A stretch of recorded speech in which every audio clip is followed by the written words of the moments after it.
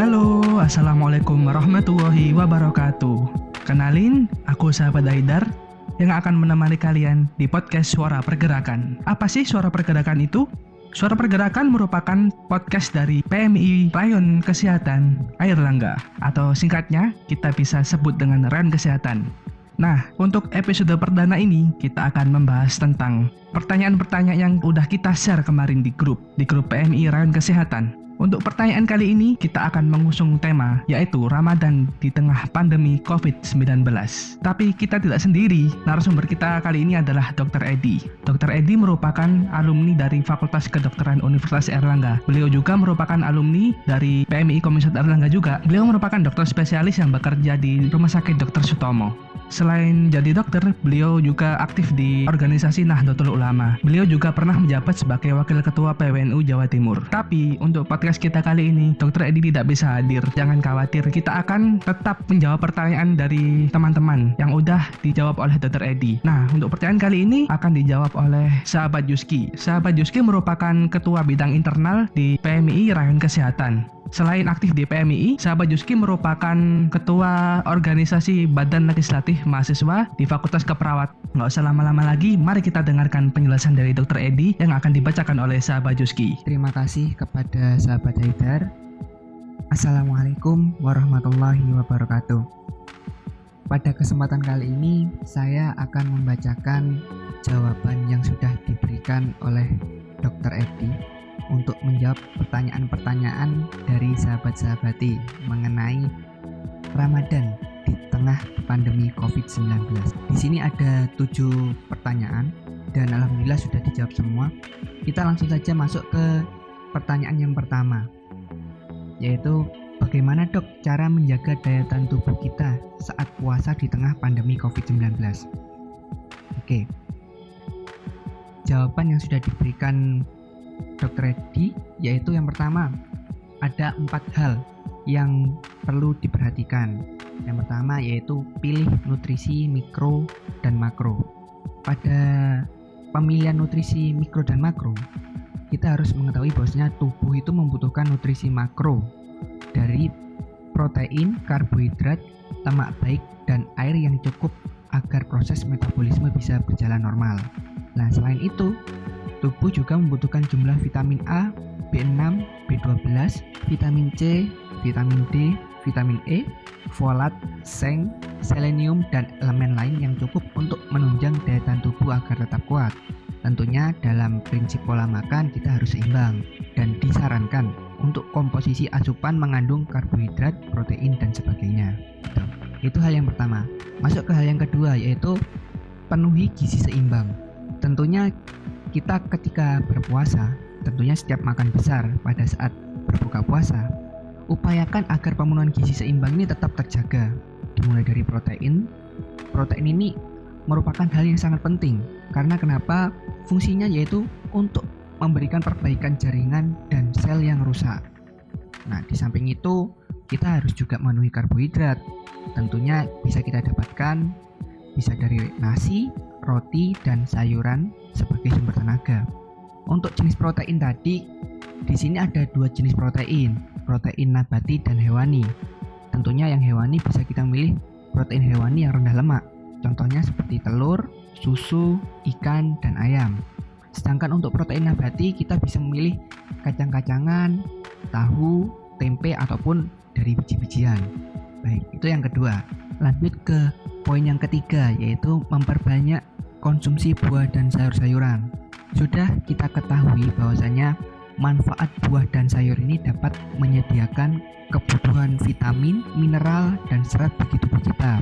Selain itu, ketika memilih buah dan sayur-sayuran, usahakan kita memilih buah dan sayur-sayuran ini dalam kondisi yang segar. Karena di dalam buah dan sayur-sayuran dengan kondisi yang segar ini lebih kaya nutrisi dibandingkan buah dan sayur-sayuran dalam keadaan beku maupun kalengan.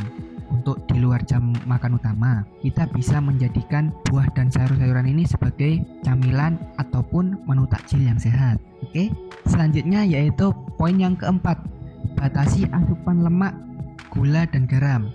Tuh, walaupun tubuh kita seharian berpuasa, bukan berarti saat berbuka ataupun sahur kita itu bebas menuruti segala keinginan kita ketika makan maupun minum.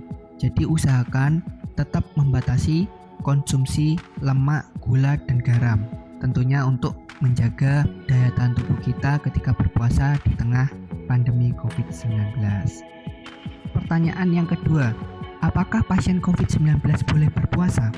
Di sini ada hal yang perlu kita ketahui bahwasanya siapa saja pasien COVID-19 yang boleh berpuasa dan yang tidak boleh berpuasa. Dimulai dari penderita COVID-19 yang tidak boleh berpuasa.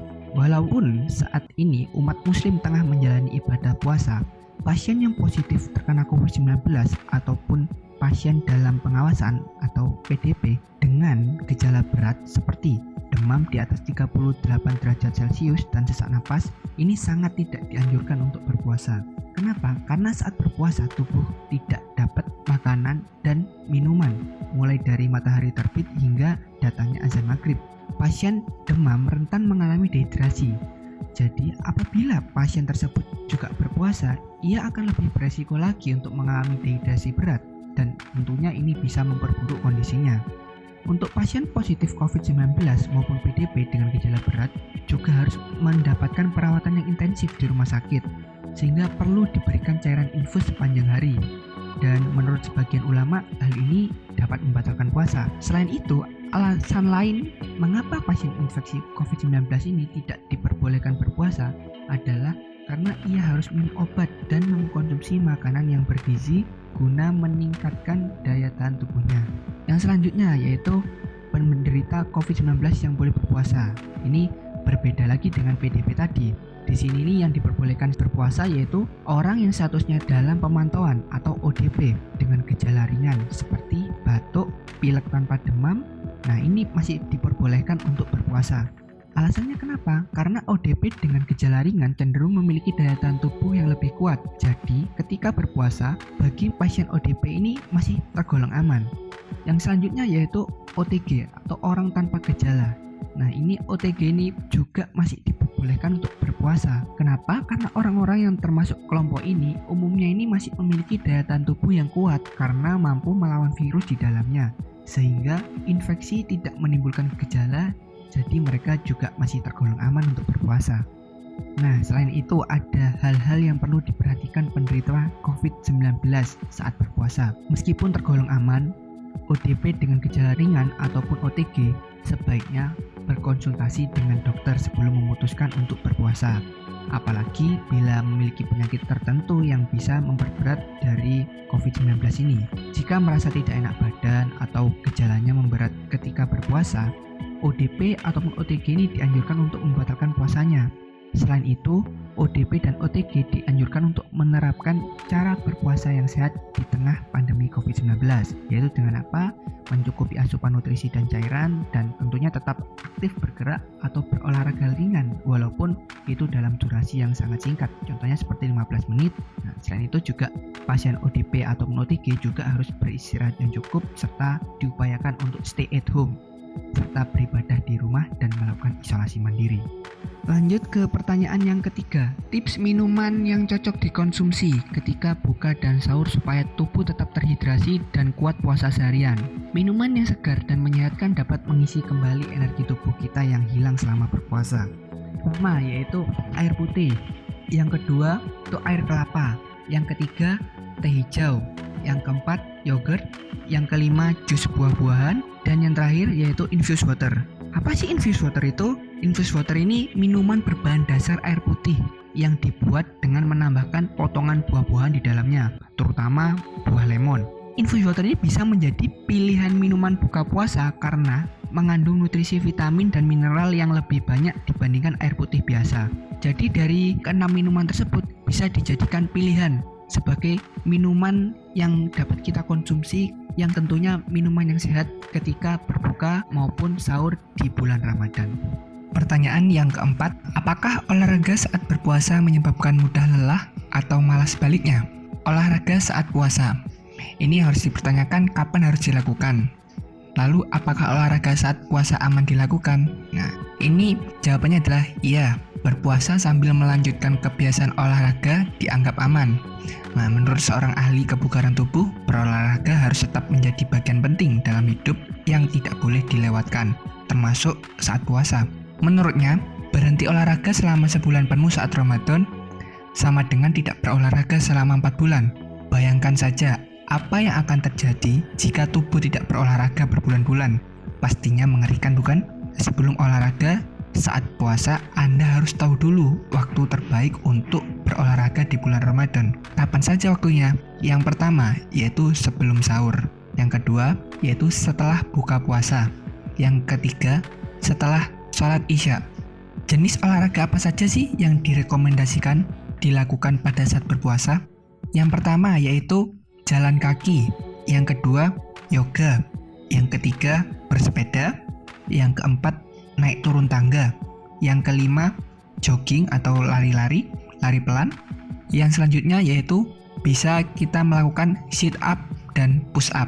Mungkin itu saja mengenai olahraga yang direkomendasikan dilakukan saat berpuasa. Dan tentunya itu akan berguna bagi kesehatan tubuh kita untuk menjaga daya tahan tubuh kita selama menjalani ibadah puasa. Oke, lanjut ke pertanyaan yang kelima. Makanan dan minuman apa saja yang harus kita hindari saat sahur? Jawabannya dimulai dari makanan. Makanan yang harus kita hindari saat sahur yaitu yang pertama, yaitu makanan yang termasuk karbohidrat olahan. Kenapa? Makanan jenis ini hanya akan bertahan selama 3-4 jam saja. Setelah itu, kita akan merasa lapar dan kurang berenergi. Jadi, kita disarankan untuk menghindari konsumsi makanan olahan yang mengandung gula dan tepung. Contohnya seperti apa? Seperti donat. Selain itu ada croissant. Nah, itu. Lanjut yang kedua, yaitu makanan asin.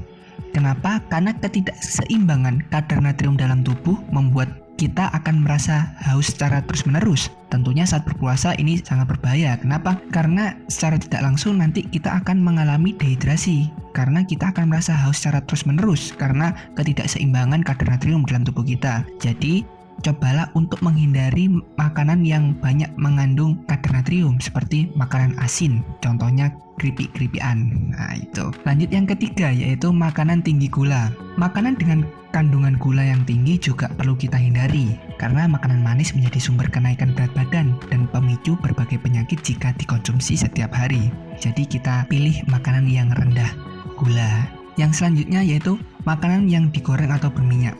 Kita juga disarankan untuk menghindari makanan ini, makanan yang digoreng atau makanan yang berminyak.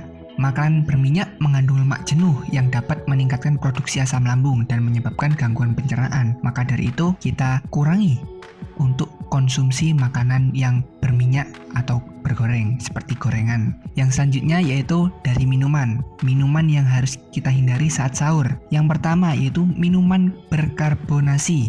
Kenapa hindari minuman berkarbonasi saat berpuasa? Tentunya saat sahur. Karena minuman ini dapat menimbulkan rasa kembung pada perut dan tentunya meningkatkan produksi asam lambung, apalagi jika dikonsumsi saat perut kosong. Daripada minum berkarbonasi, kita disarankan untuk mengkonsumsi air mineral atau air kelapa untuk menjaga tubuh kita agar tetap terhidrasi dan mencegah terjadinya dehidrasi. Yang kedua yaitu minuman berkafein. Contohnya kopi. Kopi mengandung kafein yang bisa menyebabkan insomnia dan kegelisahan. Selain itu, kopi juga membuat Anda kurang terhidrasi sehingga rasa haus akan terus terasa selama 13 jam berpuasa. Jadi, kita disarankan untuk tidak mengkonsumsi kopi ya di saat sahur. Mungkin cukup itu untuk makanan dan minuman yang perlu kita hindari saat sahur. Pertanyaan yang keenam, makan banyak saat sahur apakah baik? Jawabannya tidak. Makan banyak saat sahur bisa memicu obesitas. Sudah kita ketahui bahwasanya berpuasa akan mengurangi asupan kalori sehingga bermanfaat bagi orang-orang yang ingin menurunkan berat badan. Akan tetapi, pola makan yang salah selama bulan puasa justru dapat menimbulkan efek sebaliknya. Sebuah penelitian pada tahun 2015 menunjukkan bahwa orang-orang yang diberikan porsi besar saat makan cenderung makan lebih banyak. Caroline dan seorang dosen dari North Carolina State University menuturkan bahwa semakin besar porsi yang disajikan maka semakin banyak Anda akan makan. Jika menu sahur kita tidak sehat, tidak menyehatkan, maka resiko obesitas dan penyakit kronis dapat meningkat. Orang berpuasa setidaknya mengkonsumsi lebih banyak 35-45% makanan dibanding porsi normal. Hal ini memang bisa bermanfaat bila kita selalu makan makanan bergizi seimbang saat sahur maupun berbuka puasa. Sayangnya tidak sedikit hidangan sahur dan berbuka puasa kita yang justru tinggi akan kolesterol, gula, dan lemak. Maka dari itu, selama kita berpuasa, kita harus tetap menjaga pola makan kita baik sahur maupun berbuka puasa. Oke, pertanyaan yang terakhir. Pertanyaan yang ketujuh. Bagaimana keterkaitan antara puasa dengan kesehatan dalam perspektif medis? Jawabannya yaitu puasa tidak hanya bermanfaat secara mental, tetapi juga secara fisik. Kita bisa mendapatkan pahala sekaligus dapat menjaga kesehatan. Jadi manfaat puasa untuk kesehatan yang pertama yaitu dapat mencegah peradangan. Peradangan kronis dapat meningkatkan risiko terkena penyakit yang lebih serius seperti kanker, rheumatoid arthritis, penyakit jantung, dan sebagainya. Penelitian pada tahun 2012 mendapatkan bahwa puasa dapat menurunkan zat yang memicu peradangan, mengurangi lemak dalam tubuh, dan meningkatkan sirkulasi sel darah putih dalam tubuh. Lanjut yang kedua, manfaat yang kedua yaitu dapat menurunkan kadar gula darah. Puasa dapat menurunkan kadar gula darah dan mengurangi resistensi insulin dalam tubuh. Penurunan resistensi insulin dapat meningkatkan sensitivitas tubuh terhadap insulin dan tentunya bisa membuat penyaluran glukosa dari pembuluh darah ke dalam sel lebih efisien. Yang ketiga, yaitu dapat meningkatkan produksi hormon pertumbuhan. Hormon pertumbuhan itu seperti apa? Hormon pertumbuhan adalah hormon protein yang berperan dalam pertumbuhan, penurunan berat badan, metabolisme, dan kekuatan otot. Yang keempat yaitu menurunkan berat badan. Nah, untuk manfaat puasa yang satu ini mungkin kita sudah banyak mengetahui. Dibuktikan pada penelitian pada tahun 2013 menemukan bahwa puasa dapat membantu untuk menurunkan berat badan dan menurunkan kadar lemak dalam tubuh. Puasa dapat menurunkan berat badan dengan mengurangi asupan kalori harian yang dikonsumsi serta meningkatkan metabolisme dalam tubuh. Pada penelitian yang lain pada tahun 2011, puasa dapat menjadi cara menurunkan berat badan yang efektif namun tidak menurunkan massa otot. Nah, itu yang kelima. Yang terakhir ini dapat menjaga kesehatan jantung. Pada penelitian tahun 2010 menemukan manfaat puasa untuk kesehatan jantung. Penelitian tersebut menemukan bahwa puasa dapat menurunkan kadar LDL atau kolesterol jahat dan meningkatkan kadar HDL atau kolesterol baik. Bahkan pada penelitian tahun 2012 ditemukan bahwa terdapat penurunan kadar LDL dan kenaikan kadar HDL yang bertahap 4 minggu setelah puasa Ramadan. Nah, kita sudah mengetahui bahwasanya banyak manfaat yang dapat kita dapatkan dari berpuasa, baik itu dari secara fisik maupun secara psikis atau mental kita. Baik, sekian mungkin cukup itu saja yang dapat saya sampaikan. Seluruh pertanyaan sudah terjawab dan selanjutnya saya mengajak sahabat-sahabati untuk tetap jaga kesehatan, tetap produktif dan jangan lupa untuk stay at home. Mari kita bersama-sama membantu pemerintah dan tenaga kesehatan untuk memerangi pandemi COVID-19 ini. Dan selain itu, semoga puasa kita pada tahun ini bisa membawa berkah dan manfaat bagi diri kita. Terima kasih, cukup sekian. Wallahul muwaffiq ila aqwamit thoriq. Wassalamualaikum warahmatullahi wabarakatuh. Salam pergerakan. Gimana penjelasan dari sahabat Yuski tadi? Menarik bukan? Memang kita sekarang berada di dalam masa pandemi COVID, tapi kan itu juga nggak menyurutkan kita buat puasa. Kita juga bisa melakukan banyak aktivitas untuk bisa meningkatkan dari daya tahan tubuh kita sendiri. Ayo mulai dari sekarang kita biasakan untuk hidup sehat supaya kita bisa terhindar dari virus COVID-19. Semoga yang disampaikan oleh sahabat Yuski yang diteruskan dari Dr. Edi ini bisa bermanfaat untuk kita semua. Semangat terus buat puasanya. Tinggal beberapa hari lagi kita akan merayakan Lebaran. Semangat terus untuk menuju kemenangan. Terima kasih untuk teman-teman yang mendengarkan podcast dari Suara Pergerakan. Sekian dan terima kasih dari aku, sahabat Haidar. Mohon maaf bila kata-kataku ada yang kurang berkenan. Jangan lupa untuk sering-sering mampir di podcast Suara Pergerakan karena akan ada banyak konten yang menarik di sini dan yang pastinya akan selalu update dan bisa menambah wawasan ilmu kalian. Jangan lupa juga follow media sosial dari PMI Rayon Kesehatan Airlangga. Wallahul muwaffiq ila aqwamit thoriq. Wassalamualaikum warahmatullahi wabarakatuh. Salam pergerakan.